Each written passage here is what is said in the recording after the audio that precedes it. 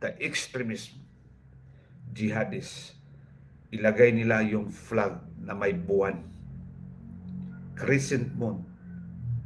Kung ikaw ay nagbasa ng eschatology sa Islam, itong crescent moon is Lucifer. Bakit po? Mayroon po silang halal food.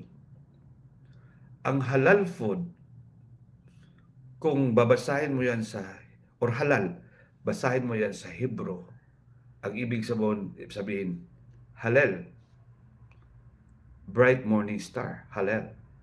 No? Halal.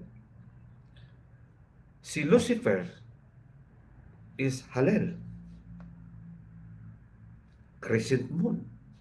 Baal worship. Yun po ang ilagay nila doon. Ilagay nila